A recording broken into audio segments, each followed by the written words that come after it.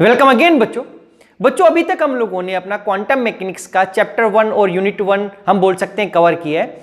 अब हम अपना चैप्टर 2 या हम बोल सकते हैं यूनिट 2 कवर करेंगे। इसके अंदर हम सबसे पहले देखेंगे कि what are the discrete state of quantum particle, कि डिस्क्रीट स्टेट्स क्या हो सकती हैं किसी भी क्वांटम पार्टिकल की। सेकेंड, हम डिस्कस करेंगे डिफरेंट टाइप ऑफ ग्राफ्स को कि हम किसी भी वेव को ग्राफ्स की फॉर्म में किस टाइप के ग्राफ से रिप्रेजेंट कर सकते हैं।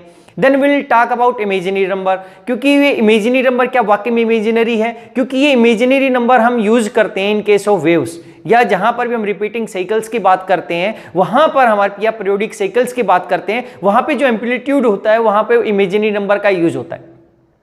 Then we will talk about what are the meant by wave function, की वेव फंक्शन क्या है। Then we will cover how quantum mechanics work, कि क्वांटम मैकेनिक्स कैसे काम करता है, हम कैसे कोई प्रॉब्लम सोल्व करते हैं। उसके बाद we will talk about what are observable, what are operators. उसके बाद हम आइजन फंक्शन, आइजन वैल्यूज के बारे में बात करेंगे और फाइनली अलजेब्रा ऑफ ऑपरेटर्स की बात करेंगे। लेट्स स्टार्ट आवर यूनिट 2 और चैप्टर 2 ऑफ क्वांटम मैकेनिक्स। तो बच्चे इसके अंदर सबसे फर्स्ट जो टॉपिक आता हमारे पास आता है discrete state of quantum particle.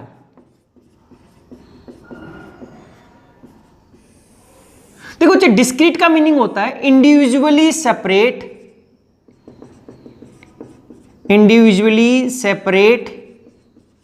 And distinct, कि सभी के सभी स्टेट सेपरेट होंगी, वो अलग अलग होंगी, और हमारे पास डिस्टिंक्ट होंगी, उनको हम अलग अलग पहचान कर सकते हैं। तो हम सबसे पहले बात करते हैं a system with two state, a system with two states. देखो बच्चे, अगर हमारे पास कोई स्विच है, हम एग्जांपल से समझते हैं, अगर हमारे पास कोई स्विच है तो वो स्विच आइदर ऑन हो सकता है या आइदर ऑफ हो सकता है। तो यहां को हम इसको रिप्रेजेंट कर सकते हैं लाइक इस तरीके से। हमारे पास कैट डायरेक्ट साइंटिस्ट थे, कैट डायरेक्ट, तो इन्होंने बोला कि स्टेट को हम ऐसा रिप्रेजेंट कर सकते हैं इस तरीके से, जीरो से, ऐसा कि ये सिंबल लगा दिया, ये ऐसा कि अगर वो ऑन है तो उसको मैं जीरो से रिप्रेजेंट कर सकता हूं, अगर वो ऑफ है तो उसको मैं 1 से, या हम बोल सकते हैं कि ऑन वाले को 1 से, ऑफ को हमने किससे रिप्रेजेंट कर दिया, 0 से।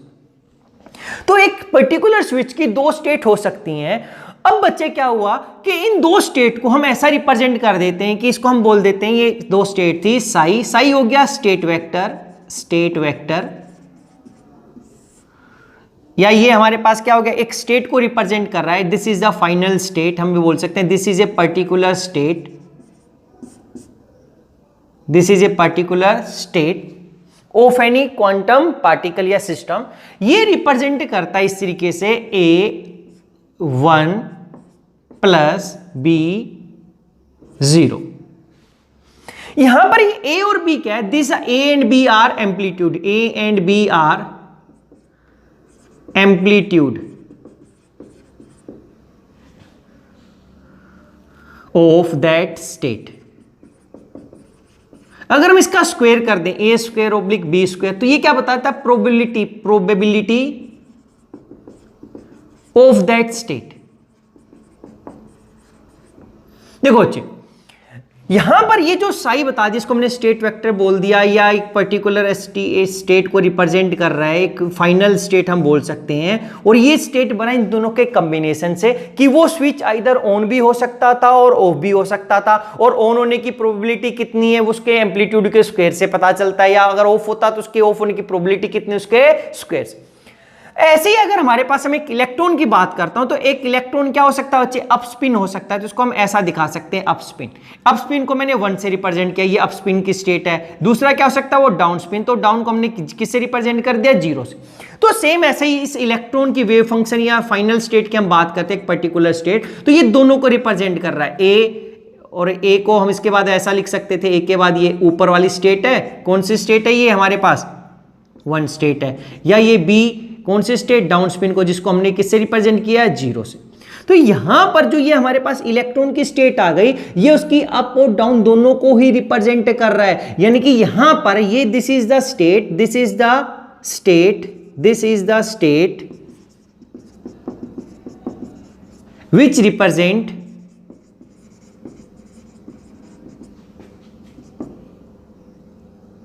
both up spin and down spin state of electron simultaneously, कि एक ही टाइम में वो इलेक्ट्रॉन अप भी हो सकता है और डाउन, लेकिन एक ही टाइम में एक इलेक्ट्रॉन अप नहीं हो सकता या डाउन नहीं हो सकता। वो अगर हम उसको ऑब्जर्व करेंगे तो क्या तो अप ही मिलेगा या वो क्या मिलेगा down.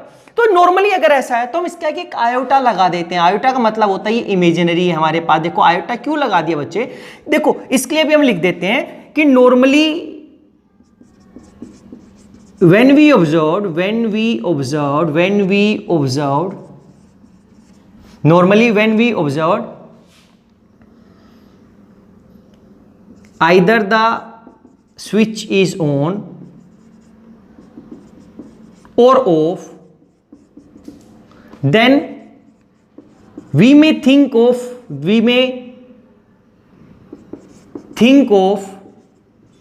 other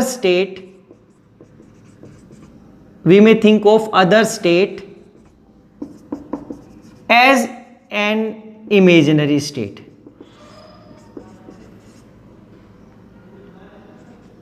as an imaginary state. तो ये आयोटा लगा दिया क्योंकि ये एम्पलीट्यूड है क्या, ये रियल होगा, एक रियल वैल्यू। इसको बोल दिया हम लोगों ने क्या, इमेजिनरी, IMG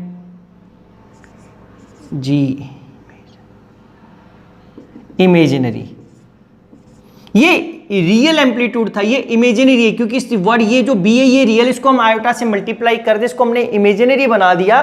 क्यों, क्योंकि अगर हम देखेंगे या इसको इमेजिनरी बनाए या इसको रियल बनाए तो कह रहा कि दो पॉसिबिलिटी थी, एक स्टेट था, उस स्टेट के अंदर हम दोनों को रिप्रेजेंट कर सकते। तो हम यहां पे बोल सकते हैं कि जो ये साई है, साइज हम बोल सकते हैं this is Sai is function of, this Sai is function of both the states at a particular time।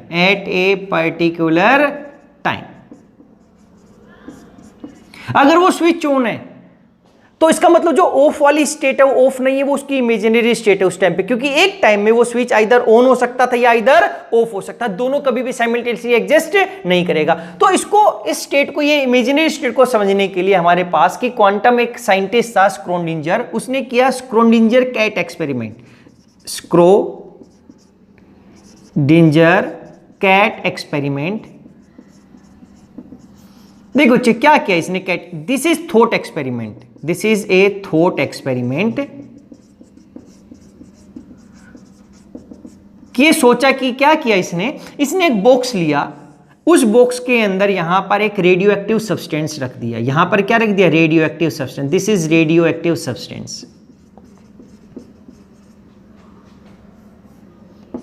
Radio active substance. अब हुआ क्या, अब ये रेडियो एक्टिव तो डिके करेगा, डिके कर, तो यहां पर इसके जो, जब कोई रेडियो एक्टिव डिके करता है तो वहां पे हम एक इंस्ट्रूमेंट लगा सकते हैं। यहां पर एक इंस्ट्रूमेंट लगा दिया, GIE, जिगर म्यूलर काउंटर,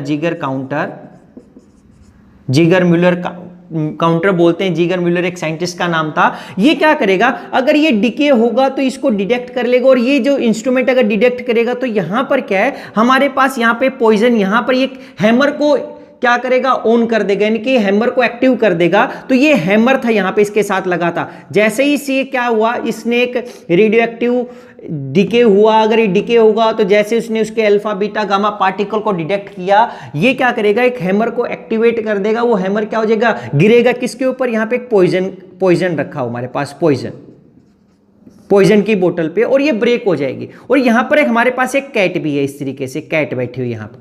तो क्या हुआ, तो ये बोल रहा है कि जब ऐसा हुआ तो हमारे पास प्रोबेबिलिटी है, क्या पता वो रेडियो एक्टिव सब्सटेंस डिके हुआ होगा तो ये एक्टिव हो जाएगा भाई हैमर, और इस पे गिरेगा, और पॉइजन अगर गिर गया तो ये कैट जिंदा नहीं रहेगी, मर जाएगी। तो अब जो प्रोबेबिलिटी है कि क्या पता कि 50% चांस है कि हमारा रेडियो एक्टिव सब्सटेंस डिके ही ना हुआ हो, या 50% है कि वो डिके हो गया होगा, उसका लाइफ पीरियड टाइम कमी है, ऐसा नहीं कि वो मिलियंस ऑफ ईयर के अंदर या थाउजेंड्स ऑफ ईयर है। तो इसने बोला कि जब तक हम ये बॉक्स क्लोज रहेगा, वहां पे जो कैट की जो डेड होने की, अगर वो डेड को हम, डेड स्टेट को हमने ऐसा रिप्रेजेंट कर दिया 1 से, और लाइव को रिप्रेजेंट कर दिया 1 से, तो कैट की 2 स्टेट हो सकती है, आइदर डेड और लाइव। जब तक इस बॉक्स को हम ओपन नहीं करेंगे तो हम इस दोनों स्टेट को हम साइज से रिप्रेजेंट टू ए 0 + B1 ऐसा कर सकते थे। अब ए और बी क्या एम्पलीट्यूड है, उसके आगे हम ए इसके आगे लगा दो, बी उसके आगे, वो तो कोई मैटर नहीं करेगा। तो ये क्या है, psi is the state of system, this is the state of system which represent dead and alive cat in equal parts, या प्रोपोर्शन बोल सकते थे। यानी कि ये क्या है, this is linear superposition of two states. ऐसे ये जो स्टेट है ये लीनियर सुपरपोजिशन है इन दो स्टेट्स का, जो हमें एग्जिस्ट जो दिखाई नहीं देगी उसको हमने इमेजिनरी बोल दिया है। तो इसके आगे मैं आयोटा लगाना चाहूं तो लगाऊं या तो ना लगाऊं, क्योंकि वो बता देगा कि वो इमेजिनरी वाला पार्ट है उसका। तो अब हमें नहीं मालूम कि कौन सा इमेजिनरी, क्योंकि दोनों में से एक ही पॉसिबल होगा। तो यहां पर क्या है, this Sai is a linear superposition of these two states। अगर हम वैल्यू रखते हैं इसकी ए और बी, तो ये हम इसको इक्वेशन ऐसे दिखा सकते हैं, दिस साइज इक्वल्स टू 1/√2 0 + 1/√2 1।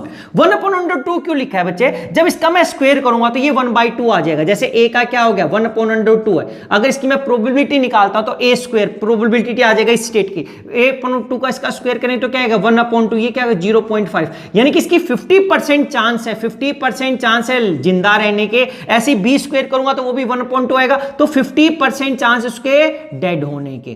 तो कह रहा है कि 50% चांस है। तो ये लीनियर सुपरपोजिशन ऑफ स्टेट होता है कि अब जो एक स्टेट एग्जिस्ट करेगी, जो हम लिख चुके हैं, वो हमारी क्या है क्लासिकल स्टेट है, एक ही स्टेट है, दूसरी कैसी थी इमेजिनरी। तो हम यहां पर इस कैट के लिए बोल सकते हैं बच्चे कि if there is one cat, if there is only one cat, then on opening the box, the linear superposition of states collapse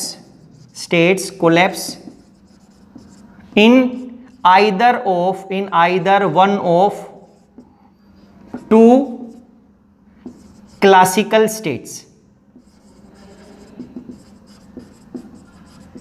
in either one of the two classical states, that is either cat is dead or alive। अगर हमने dead को बोला तो वो क्या है, ये state ही exist करेगी या हमारे पास ये स्टेट एग्जिस्ट करेगी। और जब तक बॉक्स को ओपन नहीं किया वो दोनों की दोनों स्टेट एग्जिस्ट करेगी। तो नॉर्मली हमारी डे टू डे लाइफ में ऐसा नहीं हो सकता कि कोई इंसान आधा जिंदा है और आधा मुर्दा है, या हम बोलेंगे वो 3/4 डेड है और 1/4 अलाइव, ऐसा नहीं हो सकता। लेकिन क्वांटम पार्टिकल्स के केस में हम ऐसा बोल सकते हैं और ऐसा होता है कि वो हाफ डेड हो सकता है, हाफ अलाइव हो सकता है। एक इलेक्ट्रॉन है, वो आइदर अप स्पिन हो सकता है या डाउन स्पिन। लेकिन इलेक्ट्रॉन क्या है, एक क्वांटम पार्टिकल है, तो एक ही टाइम में अप स्पिन भी हो सकता है और डाउन स्पिन भी। तो हम उसकी एक स्टेट को रिप्रेजेंट करते हैं। लेकिन जब हम उसको नोट डाउन करते हैं तो दोनों स्टेट में से केवल एक ही स्टेट एग्जिस्ट करती है। जब तक हम उसे देखेंगे नहीं, बोलेंगे किसी में भी हो सकता है। देखो इसको हम एक day to day life example से समझते हैं बच्चे।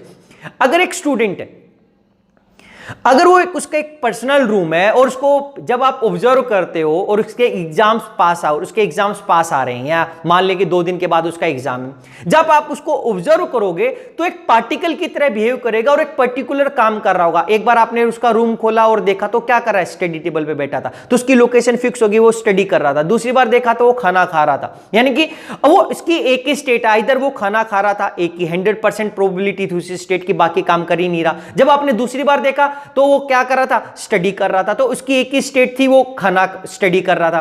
तीसरी बार देखा तो मोबाइल पे खेल रहा था भाई हमारे पास। लेकिन अब क्या किया, क्योंकि अब आप देख रहे हो तो एक ही स्टेट एग्जिस्ट कर रही है, बाकी कोई स्टेट एग्जिस्ट है नहीं। अब माना कि आपने उस रूम को क्लोज कर दिया, अब उस रूम के अंदर उसका फेवरेट खाना रखा हुआ है फ्रिज में, उसकी बुक्स रखी हुई हैं, वहां पे उसका एक टीवी भी है जिसपे उसका एक फेवरेट मैच आने वाला है, वहां पर एक मोबाइल भी है जिससे उसने अपनी गर्लफ्रेंड से बात भी करनी है।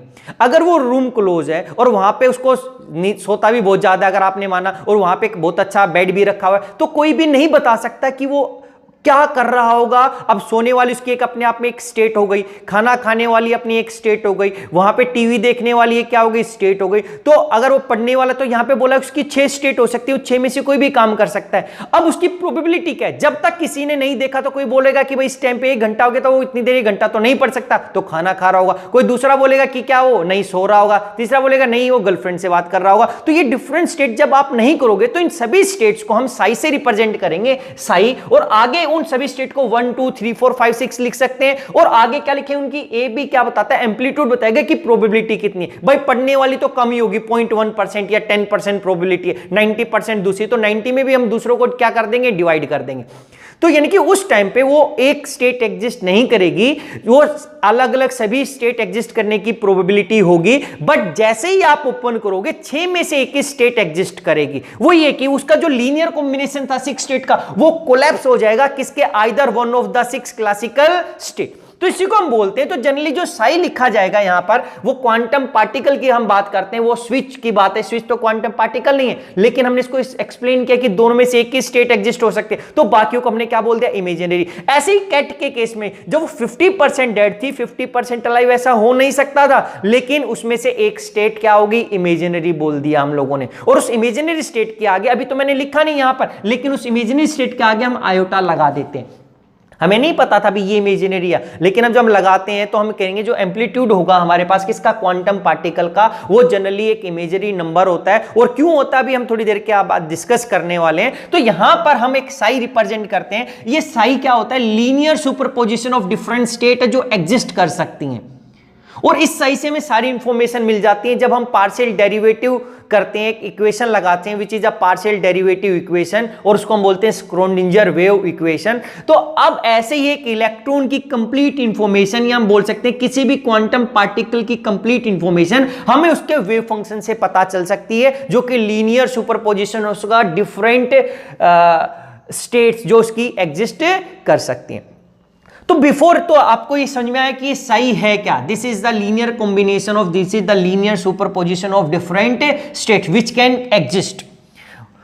तो यहां से हमें पता चला कि एक स्टेट को हम इमेजिनरी बोल देंगे जो स्टेट उस टाइम पे एग्जिस्ट नहीं करेगी, जो एक एग्जिस्ट कर रही होगी वो रियल है, और दूसरी स्टेट होगी उसको हम क्या बोल सकते हैं, इमेजिनरी। तो अब इसको समझने से पहले, वेव फंक्शन को समझने से पहले हम कुछ ग्राफ्स को एक्सप्लेन करेंगे। तो ये डिस्क्रीट स्टेट थी, अलग अलग डिस्क्रीट। तो अब हम बेसिक्स ग्राफ को एक्सप्लेन करते हैं कि डिफरेंट टाइप्स ऑफ ग्राफ कैसे होते हैं। तो बच्चे हम पहले कुछ ग्राफ्स को समझते हैं, कुछ बेसिक्स ग्राफ्स को। तो जो सबसे पहले ग्राफ होता है हमारे पास आता है लीनियर ग्राफ, लीनियर। ये आप मैथ में कर चुके हो, ये इसलिए हम कर रहे हैं बेसिक्स, ताकि हम वेव्स के ऊपर चले जाएं, उसका कैसा ग्राफ आएगा। तो लीनियर को हम ऐसा रिप्रेजेंट कर देते हैं like f x is equals to x, या y इक्वल्स टू एक्स। तो ये एफ एक्स क्या एक फंक्शन है, हमने बोल दिया कि ये एफ एक फंक्शन है किसका, x का है हमारे पास ये। तो ये इसको y बोला, तो इसको अगर हम ग्राफ बनाएंगे हमारे पास तो ऐसा आता है कि जैसे जैसे x की वैल्यू इंक्रीज होगी ये ऐसे इंक्रीज होगा, ये वैल्यू बच्चे नीचे दिखा देंगे, डिक्रीज करेंगे तो डिक्रीज होने लग जाएगा हमारे पास। तो अगर हम ऐसा दिखाएं केवल, तो ये क्या रिप्रेजेंट, जैसे आप x की वैल्यू इंक्रीज करोगे, वैल्यू पुट अप करते रहोगे, तो ये y की वैल्यू क्या होने लग जाएगी, इंक्रीज होने लग जाएगी। या आप डिक्रीज करोगे तो ये क्या, आप ऐसा डिक्रीज करने दिखा दोगे। फिर सेकेंड हमारे पास जो ग्राफ आता है वो आता है क्वाड्रेटिक, क्वाड्रेटिक ग्राफ। क्वाड्रेटिक में बोलते हैं F x is equals to x square, या y equals to x square. जब इसका आप ग्राफ बनाते हो बच्चे, तो ऐसा ग्राफ बनाते हैं, ये हम ऐसा दिखाते हैं, ये क्वाड्रेटिक है।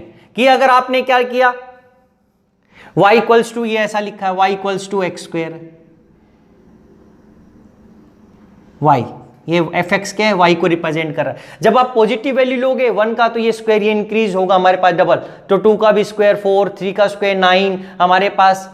ऐसी जब माइनस की वैल्यू रोगे तो भी ये हमारे पास y की वैल्यू तो किसमें आएगी, पॉजिटिव में आएगी। तो ये सेकंड कैसा है, क्वाड्रेटिक। इसके बाद जो थर्ड ग्राफ आता है वो हमारे पास आता है क्यूबिक ग्राफ। क्यूबिक के अंदर हम क्या बोलते हैं, थर्ड हमारे पास आ गया क्यूबिक। क्यूबिक हमने बोला f x is equals to x की पावर क्यू। अगर ये ऐसा आ गया तो इस ग्राफ को हम ऐसा रिप्रेजेंट करते हैं कि ये ऐसा इंक्रीज हो रहा है और यहां पर हम ऐसा डिक्रीज, क्या हुआ, अगर ये 1 था हमारे पास तो ये 1 का क्यू 1 ही आएगा, यहाँ पे 1 की वैल्यू, तो y की वैल्यू 1 आ जाएगी, यहाँ पे y की वैल्यू 1 आ गई। अगर 2 था तो 2 का क्या आ गया, क्यूब आ गया, 2 2 जा, तो क्या लिखा, जब y की x की वैल्यू 2 आ गई तो ये क्या हो गया, y की वैल्यू क्या आ जाएगी, 2 इंटू 2 इंटू 2 8 हो गया। लेकिन जैसे ये -2 था बच्चे, तो -2 इंटू -2 इंटू -2, जब ये अगर ये -2 था तो -8 वैल्यू आएगी y की, अगर ये +2 था तो +8, तो इस टाइप का ग्राफ आ गया, क्यूबिक ग्राफ। इसके बाद हम बोल देते हैं हमारे पास एक्सपोनेंशियल ग्राफ। अगर हम एक्सपोनेंशियल ग्राफ की बात करते हैं तो फोर्थ हमने बोल दिया एक्सपोनेंशियल ग्राफ।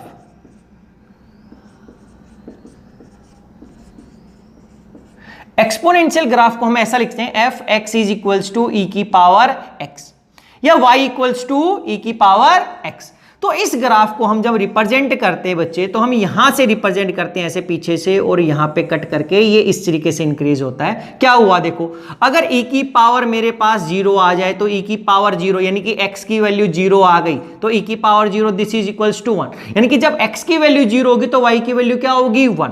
अगर x की वैल्यू इंफिनिटी है तो e की power infinity equals to infinity, तो यानी कि जब x की वैल्यू इंफिनिटी तो y की वैल्यू भी क्या हो जाएगी इंफिनिटी। लेकिन जब x की वैल्यू क्या है माइनस इंफिनिटी, तो ये e की power minus infinity this is 1 upon infinity this is equals to 0, यानी कि उस टाइम पे मेरे पास जो वैल्यू आएगी, जो y की वैल्यू वो 0 पे चली जाएगी। तो y की वैल्यू तो इस पॉइंट पे ही 0 है ना यहाँ पर, क्योंकि यहाँ पे तो वैल्यू ऊपर की तरफ है, तो इस लाइन के ऊपर ही y की वैल्यू क्या हो जाएगी 0। तो यहाँ पे ये ग्राफ हो गया जो पीछे से रिप्रेजेंट करता है कि जब x की वैल्यू होगी तो ये पीछे चला जाएगा बिल्कुल ऐसा, और जब x की वैल्यू माइनस इंफिनिटी पे होगी हमारे पास तो y की वैल्यू कितनी हो जाएगी 0। तो ये था हमारे पास एक्सपोनेंशियल ग्राफ। इसके बाद हमारे पास आता है लोगरिथमिक, या हम बोलते हैं पहले एक बोलेंगे reciprocal graph. Fourth is reciprocal graph. देखो रेसिप्रोकल में क्या बोला, f x equals to 1 upon x, या इसको हम बोल दिया y is equals to 1 upon x. तो अगर हम इसका ग्राफ बनाते हो तो ये ऐसा इंक्रीज ऐसा दिखाते हैं, ये ऐसा ग्राफ और ये ऐसा, बिल्कुल ठीक है। जब x की वैल्यू आप इंक्रीज करते रहोगे तो y की वैल्यू क्या होने लग जाएगी डिक्रीज, और जैसे जैसे x की वैल्यू डिक्रीज होगी ये वैल्यू क्या होने लग जाएगी इंक्रीज, और जब माइनस में करोगे तो माइनस में भी ऐसा है। तो ये प्लस या माइनस ये पॉजिटिव के लिए, और जब x की वैल्यू माइनस में होगी तो ये ऐसा ग्राफ आएगा हमारे पास। इसके बाद हमारे पास फिफ्थ टाइप ऑफ ग्राफ आता है, यहां पर हम बोल देते हैं लोगरिथमिक, LOGRATH, लोगरिथमिक ग्राफ। क्या लिखा, f x is equals to ln x, या फिर लिख सकता हूं y equals to ln x, या यहां पे लिख सकते हैं x is equals to e की पावर y। देखो बच्चे जो एक्सपोनेंशियल ग्राफ था सेम ऐसा ही हो गया, लेकिन अब वैल्यू चेंज हो गई कि यहां पर जब ln x लिखते हैं तो ये नेचुरल लॉग ऑफ x था, तो ये fx को यानी कि रिप्रेजेंट करता y को हमारे पास एक टाइप से यहां पर, तो y equals to ln x लिखा है, क्योंकि ग्राफ के अंदर हम जब x की वैल्यू पुट अप तो y की क्या वैल्यू होगी यही बता रहा है, वो फंक्शन बता रहा है कि किसके ऊपर डिपेंड कर x के ऊपर, और ये फंक्शन क्या है y हमारे पास है यहां पर। तो x की वैल्यू जब इसको ऐसा करेंगे हमारे पास, मैं यहां पे अगर इसको एंटी लॉग लूंगा तो ये x इक्वल्स टू e की पावर y, तो ये था ये अपोजिट हो। देखो y इक्वल्स टू e की पावर x है, तो y की वैल्यू मिल रही थी जब मैं x की वैल्यू पुट अप कर रहा था। अब यहां पे जब y की वैल्यू पुट अप करेंगे तो मेरे को x की वैल्यू मिलेगी, तो इसके लिए जो ग्राफ आता है हमारे पास बच्चे, ऐसा ग्राफ आता है इस तरीके से। देखो क्या सेम ही हो गया, जब y की वैल्यू मेरे पास 0 होगी तो x की वैल्यू 1 होगी बच्चे। देखो y की वैल्यू 0 तो y ये x थी y थी, जब x की वैल्यू मेरे पास क्या होगी y की वैल्यू 0, क्योंकि इस लाइन पे y 0 तो x की वैल्यू क्या है यहाँ पर 1 है। तो सेम ये ग्राफ, इसको हमने क्या कर दिया, जो x एक्सिस से स्टार्ट होकर y की तरफ जा रहा था ये y से स्टार्ट होकर कहां जाएगा x की तरफ, और इन्फिनिटी पे इसकी इन्फिनिटी वैल्यू आई।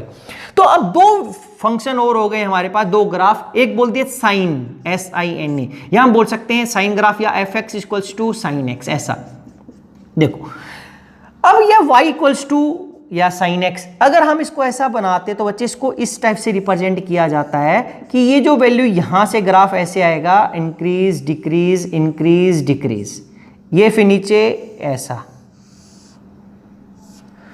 क्या हुआ, यहां पर जब हम बोलते हैं साइन की वैल्यू x की वैल्यू 0 होगा तो साइन 0 कितना होता है 0, अरे साइन 0 कितना होता है 0, तो y की वैल्यू क्या है 0, जब x की वैल्यू 0 तो y की वैल्यू भी कितनी है 0, ये यहां से पास होता है। और ये जो पॉइंट है ये रिप्रेजेंट करता है 90 डिग्री को, ये जो पॉइंट है यहां पे कट 180 एंगल को, क्योंकि मैं x की वैल्यू बात करता हूं और यहां पे जब साइन x की करते हैं वहां पे तो x की वैल्यू नॉर्मल बात करते हैं पॉइंट्स में 1 2 3 4, यहां पर हम एंगल के अंदर करते हैं x की वैल्यू कितनी है sin 1 x 2 3 4, तो ये एंगल के अंदर बात कर रहे हैं। यहां पर जो x की वैल्यू ये किस में है एंगल के अंदर है।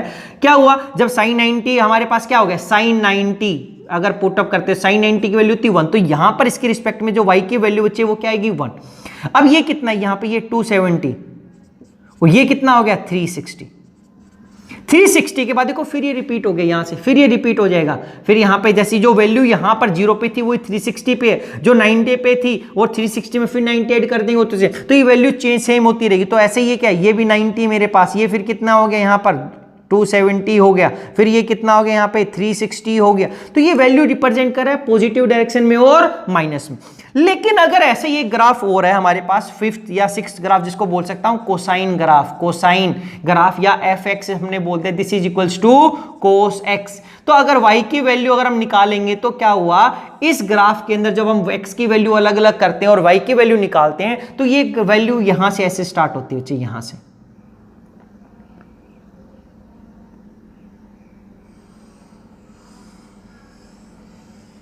ये चलता ही रहेगा ऐसे बच्चे, ये इस साइड से ऐसा।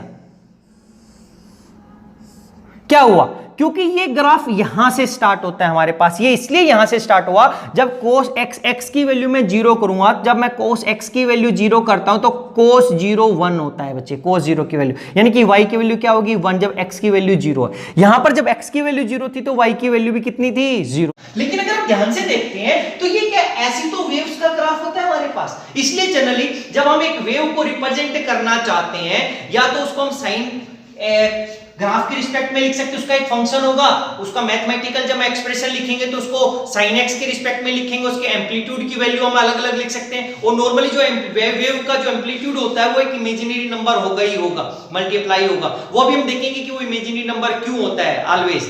तो अभी अगर हम नॉर्मली देखते हैं तो हम नॉर्मली साइन के साथ उसका वेव फंक्शन लिखेंगे किसी भी एक वेव का, वो पार्टिकल इन ए बॉक्स हो गया। तो अगर ये स्टैंडिंग वेव होती है पार्टिकल इन ए बॉक्स होता तो जब उसका वेव फंक्शन लिखेंगे तो आइदर sin x के कोसाइन के रिस्पेक्ट में लिखेंगे या sin s के रिस्पेक्ट में लिखेंगे, क्योंकि जो साइन और कोसाइन का ग्राफ आता है वो वेव बिल्कुल वेव जैसा ही आता है, बिल्कुल वेव के नेचर जैसा कि जो कि बार-बार रिपीट होता है, क्योंकि ये रिपीटिंग पैटर्न जो वेव्स का होता है एम्पलीट्यूड वो रिपीट होता है। ऐसे यहां पर भी क्या हो रहा है रिपीट हो रहा है कि ये कंप्लीट वेव है, यहां से यहां तक एक वेव हो गई, यहां पर यहां से यहां तक ये क्या हो जाएगी वेव, ये फिर रिपीट हो रही है, ये फिर रिपीट हो रही है। तो अब हम क्या हो गए ये ग्राफ देखा कि जो साइन और कोसाइन का वो वेव जैसा ही ग्राफ आता है, यानी कि वो वेव नेचर को रिप्रेजेंट कर रहा है। तो जब हम आगे भी क्वेश्चंस करेंगे या जब हम अपने इसको समझने की कोशिश करते हैं वेव क्या होती है और जब हम वेव का एक्सप्रेशन लिखेंगे साइन लिखेंगे इसका वेव फंक्शन लिखेंगे तो उसमें जनरली वो फंक्शन होगा sin x का, साइन का या कोसाइन।